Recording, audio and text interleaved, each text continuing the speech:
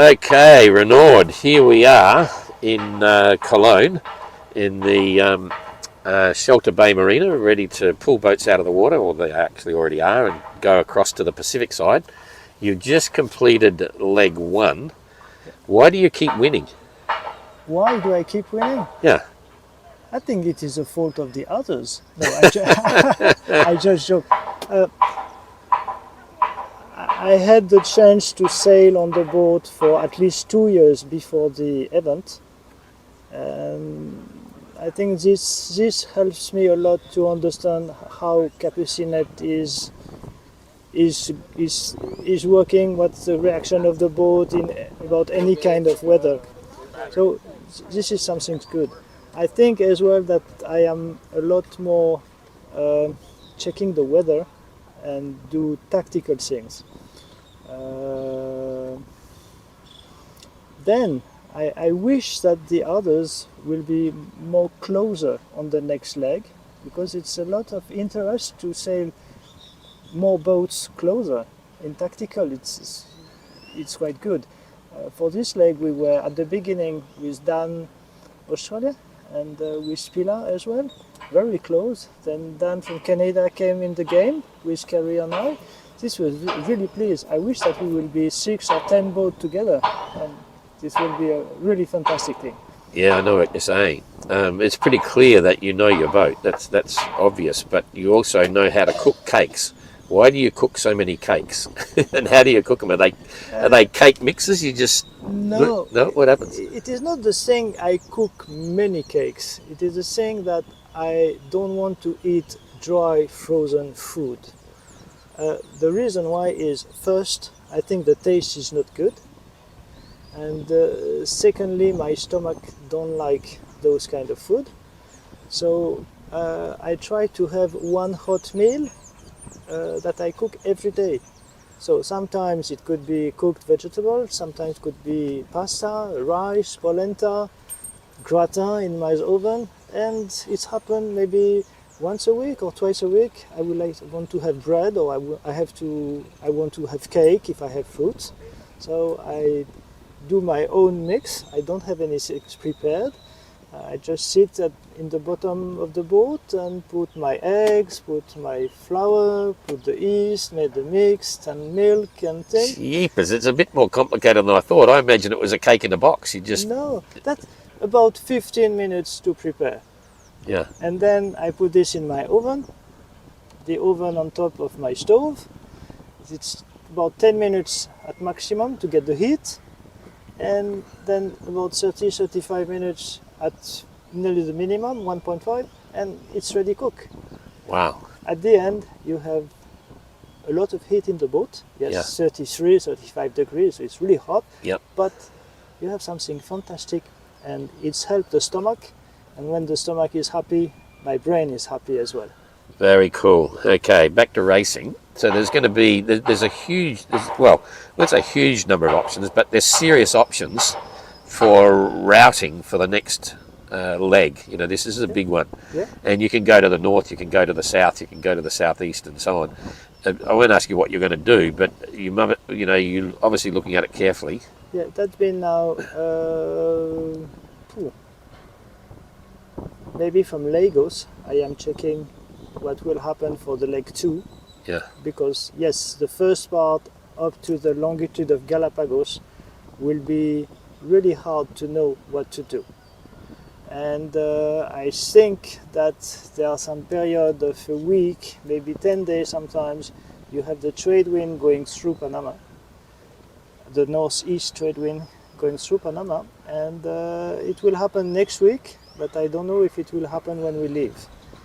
So this will decide where I'm going. For the moment, I have absolutely no idea.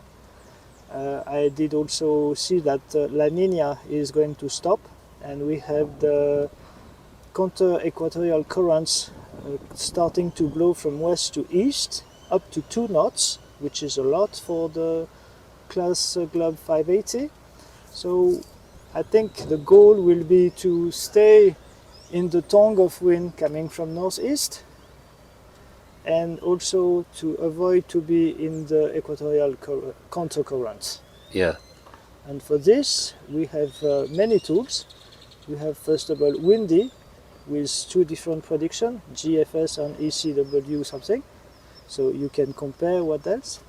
There is also the prediction for the currents, and all the other grid you can download. So it will be, I think, the race will be on the first 10 days up to Galapagos. After, it will be speed and speed up to Marquesas. Yeah, yeah, that makes sense. I'll make sure this doesn't go to air until everyone's gone. Okay. Yeah. Yeah. So, okay, so we really didn't have much of a chance to chat when you finished the Transat, and you won the Transat quite clearly, although you're under threat all the time from Kerry. Yeah. How did the Transat work out? Pretty much the way you thought? Like, you obviously enjoyed it, you won it. There were a few challenges and so on. How would you explain your experience racing in the Transat? Okay, before the Transat, we did have a chat, and you said, what did you expect? And I said, I want to arrive safely, my boat and I. And I done half of this goal because I break the spreader, but I was safely. For the first leg of the MGR, you asked me a word, I say safety, and I didn't went to this goal because I hurt my ankle on the arrival, so I am not happy with this. How can I explain on the Transat? On the Transat, we have few options to get out of the Canaries, and it was clear for me that the movement of the shade, of the wind shade of the Canarias Island will be a big problem for the boat who will go through Gran Canaria and Tenerife. This is why I decided to go through the first two, which is Fuerteventura and Gran Canaria. Exactly what's happened, it's obliged the one who went by the Northway to make more south than what we have done previously between the two first. So we were able to come back on them. And after this, we had a hole of wind due to the big low pressure the Vendée Globe got, which is further west and south. And I have seen this for nearly a week before, and I try to keep Kerry going up north as much as he can and keep a little bit on his south. So as soon as I've been able to see he was slower, I jibe, and the goal was done. Yeah. This is only something tactical. Yeah. Yeah. Okay. So you've now, yes, you'd sailed the boat a lot for the first 2 years, but they weren't long ocean passages. They were nice passages. Yeah. Now you've had 22 days across the Atlantic. Yeah. 22. And now another very short one. Another one that was super fast here, like 8 days or something crazy. Yeah. How do you find the whole life on board routine? Living on board the 580. So it's difficult to say because for me, when I arrived from Lagos to Lanzarote, it was about 7 days. I said, oh, I had a nice sailing day because I did not see the 7 day, Yeah. how it was long, it's 7 days. Yeah. Okay. And I was asking him the question how it will be on the Atlantic. And when I arrived after 22 days, I said, oh, it was a nice day sailing. Yeah. In the Caribbean, it was the same. So I think as I stay with UTC time or Zulu time, you always have the sun going later, sleeping or in the morning, and the days is cut first of all every 4 hours with the YV3, and also cut if you go to sleep every hour or 20 minutes. So you don't have any more rip now. So I think I don't see the time Yeah. going. But it's not uncomfortable. You enjoy life on board. The berths are very narrow, Yeah. or the same size of the shoulder, so it's a bit difficult. But when you are tired, you can sleep anywhere. And I can cook. Yep. I can listen music. I have everything what I need. So Yeah. no, it's okay. It's great. Yeah. It's great. So what's your sleep routine? How do you manage your sleep routine when the boat's trying to sail as fast as you can? So first, I try to sleep as much as I can. Yeah. This is a bit contrary with making the boat fast, but each time I can go sleeping or resting, I go, because I think this is a goal, to have the fresh brain, and to be able to sleep, you need to have a good wind vane, and I have the chance and the luck to be able to buy an hydrovane, and from the beginning I said I want the hydrovane on the side of the boat for many reasons. The main one is that for me hydrovane is not a main rudder, but it's an assistance or an emergency one. The second one, hydrovane, is I don't make any promotion, okay? Is a really good make.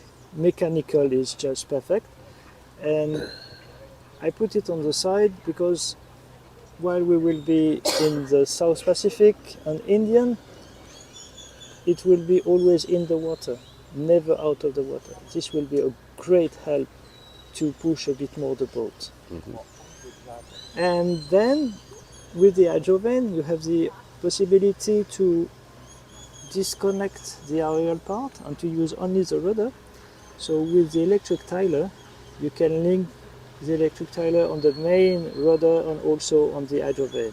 Yep. And this is not a twin rudder because they are really close together, but when the boat is horizontal, not swinging too much, it's a great help. When the boat is swinging, you cannot do this, but when the boat is more flat, it's really a good help. And this keeps you going straight, better than steering. Yeah. Yep. So this means you can go sleeping all the time, Yeah. and as much as you want. Yeah. That's cool. So what about comms? What comms are you using? Satellite comms? I have an Iridium Go exec, which allows me to have some WhatsApp texto, WhatsApp conversation, and a bit of Visio. Not so good, but even it's a bad one, it's good to see the people sometimes. I can download the grid on Windy,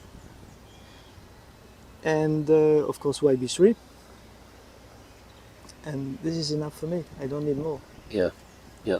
That's cool. Also Facebook, Yeah. to post a picture of the cake to Jane.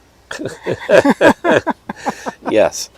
Okay. So in the Transat, it's probably too long to remember because the mind is naturally forgets all the bad bits. But were there any parts of the transatlantic that you were a bit down, or thinking, or weren't working out the way you hoped? Where you had to question what was going on, or No.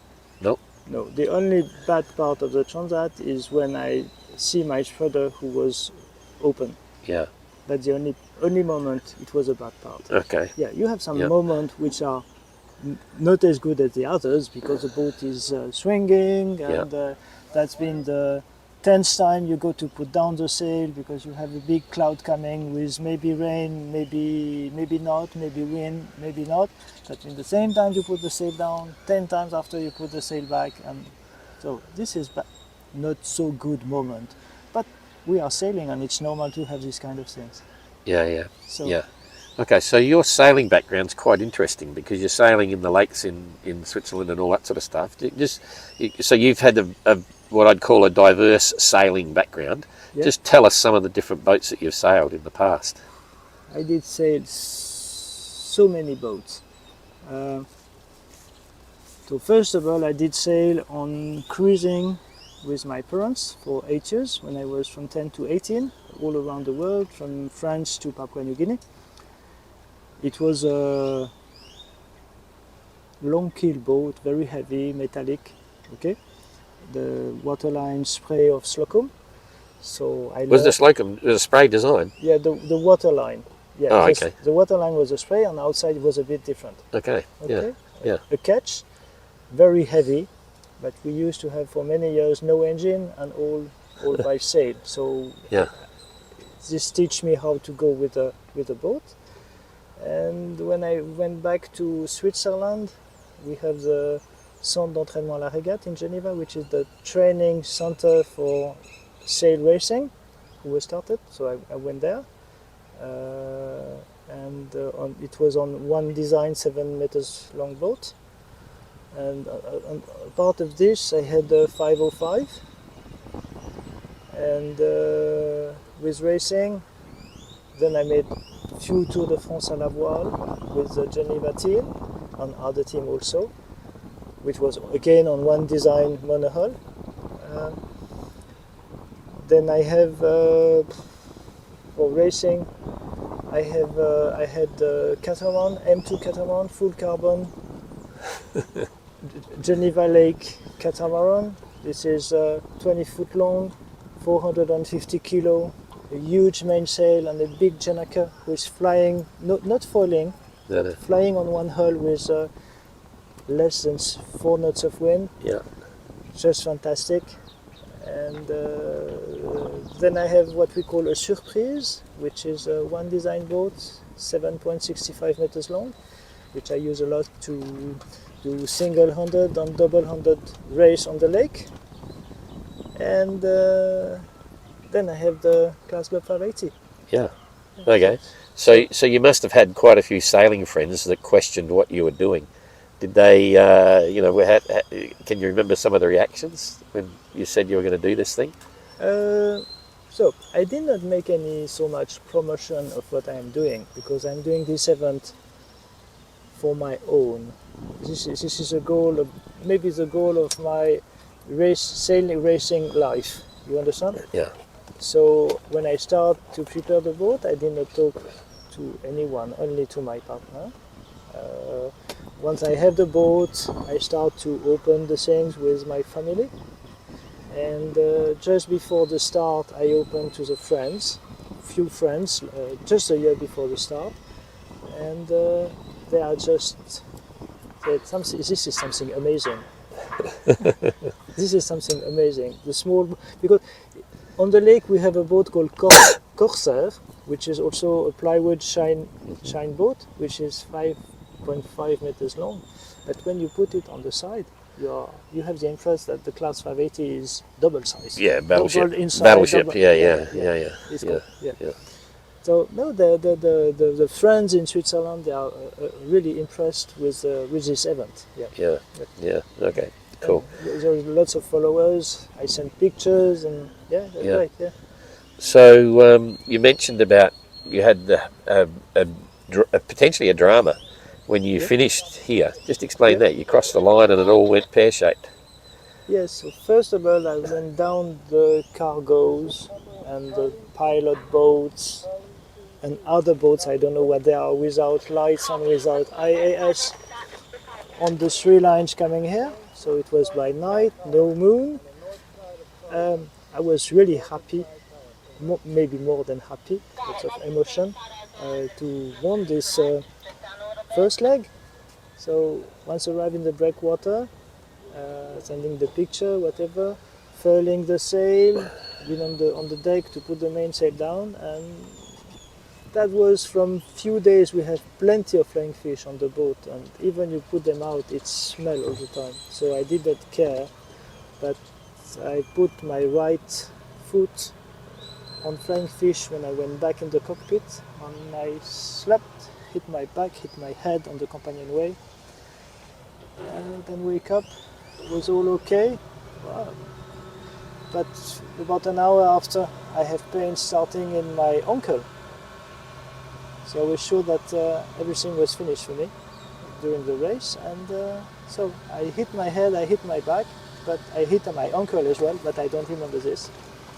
So now I'm taking care with my ankle, putting ice, anti-inflammation, and things like this, and after a week now, it starts to be better.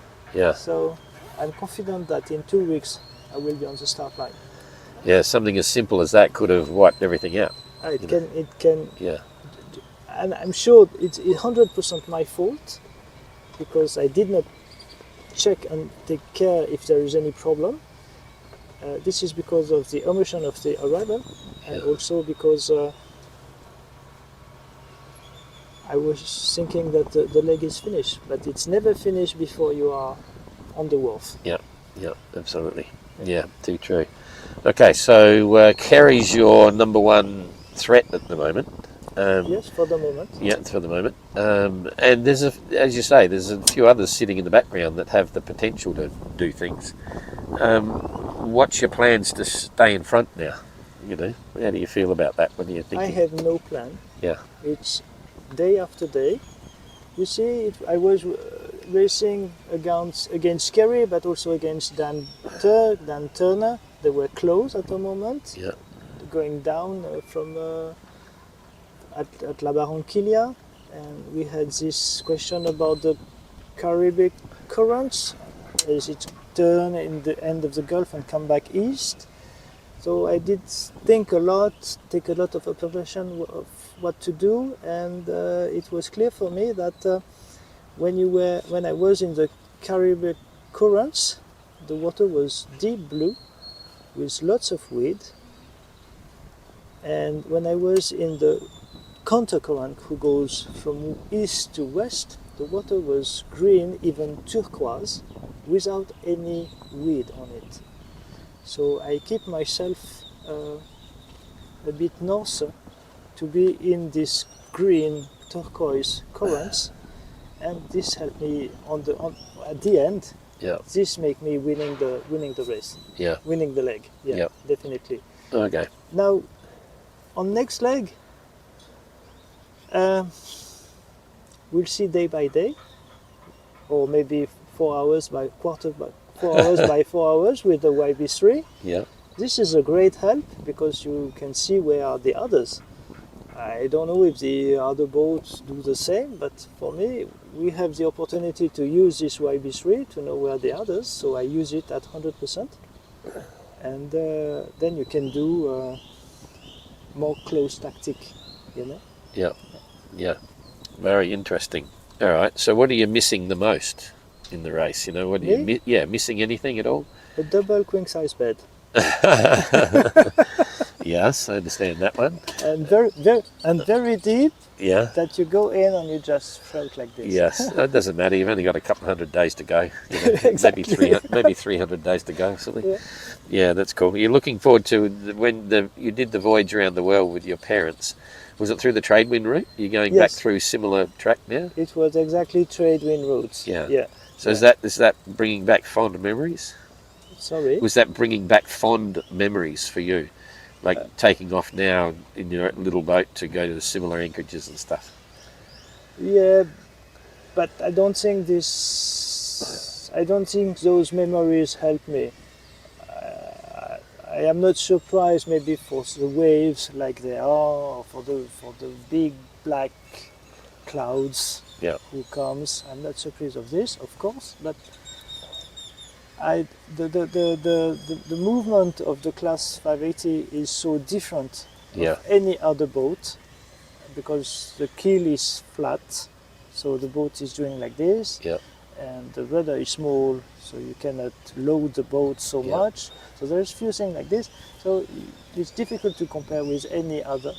But yes, I remember how when it was when I came here, and I remember those kind of things. But it's not a great help. Yeah. So what do you know? You're basically doing it now. You've done the first leg of the MGR, so now you're in the MGR. Okay, the next leg's probably, you know, I've never sailed that leg, but to me it seems as potentially one of the most demanding because it's unknown quantity of days out there. There's a lot of options in the first week or so, you know, and it could just grind on, things like that. So, you know, how do you see that? You know, like, is it something you're looking forward to? You know, is this one of the real challenging ones for you? So, if we have wind like it will be for next week, I think we can have a goal for 35 days. Yeah. Yeah. maybe, And if you don't? maybe less. And if you don't? And if we don't, maybe we go to 50. Yeah. So we need a lot of water, a lot of weight in the boat, and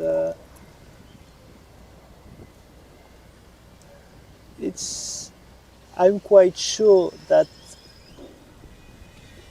it will be southwest who will go first to the southeast trade wind, about 1,000 miles. But how wide will be the wind? The river of wind? Yeah. Nobody knows. So you have to be in this river of wind, but you have to do close tactical with others. Yeah. You must be really careful that no one is taking a bit, because all what the first will be in the trade wind will be multiplied by 10 Yeah. on the arrival, because the one in front will be richer every day. Yeah. You understand? Yeah. Definitely. Yeah. So what I think is to be close. I will try to be close to the top of the fleet, maybe not the first, but close to be. Maybe this time I will be a lot more on the deck, because I did sleep a lot till now. Maybe I will race more for the first 10 days and then keep the boats going for the following. Yeah. But I'm not really afraid for the 50 days. Yeah. We are not like in the GGR without any communication with anyone. I did talk a lot with my partner boat manager, Ariane, which is doing a really, really good job and good help for me.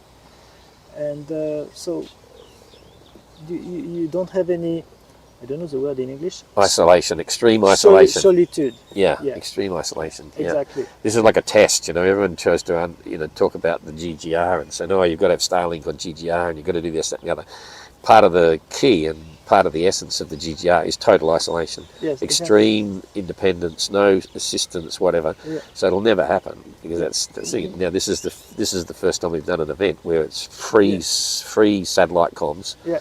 And it's really interesting because it does make it a bit easier, like in terms of not easier for racing. Well, it does, because you get better weather and things like that. But in terms of a solo voyage, it's a lot more, a lot softer, because you can ring people and you can talk to them and you can do a video call and you can do whatever. It's really interesting. Exactly. But, as it's mentioned, no assistance at all. Yeah. Even I talk with my boat manager, what I will do, whatever. Yeah. It's my decision. Yeah, exactly. Always, and it's always my decision. Yeah. Well, it's interesting, because when we came up with the concept, we thought, there's no way I'm going to put all these sailors on the 580s and send them around the world without comms, It's just too cruel. I don't think you will have anyone. No, exactly. Yeah, exactly. Yeah. No, that's pretty cool. All right, anything you want to say to your followers, friends, whatever, before we wrap it up? Just continue to follow us. Yep. We are in a great adventure. Yep. And yes, it's fun to be in the first event. Yeah. Yeah, because we all make the discover of all of this. I think there were small boats or smaller who done this run turn before, but not in an event, not in a race. Every passage we are struggling for anything. Actually, it's for the trailer, but it will be sorted out. Yeah. And no, just continue to follow us. And this is good to have your message. And Okay. Great. What's the one thing you look, because obviously there's excitement, you go into it, we're feeling leg one, it's still a lot of excitement because now it's the Pacific, but what are you looking forward to most within the event? Like what are you trying to find in the MGR and, that going forward? What keeps driving you forward? This is a difficult question.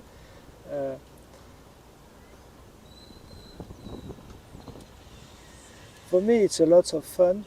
Maybe you've seen some picture coconut done. Yeah. I just have pleasure to make my boats smiling on the waves and just go. So it can be days and days and days like this. So this is one of the goals. And also it's a great adventure. So as I said from the beginning, for me at the first it's an adventure.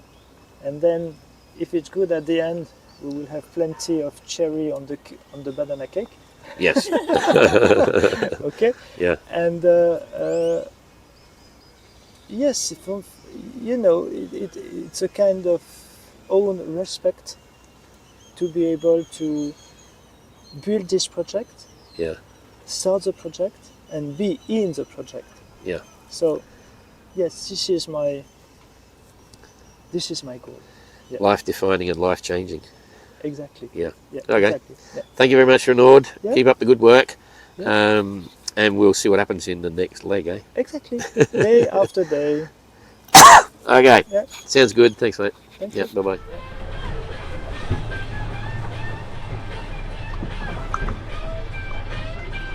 Bon appétit.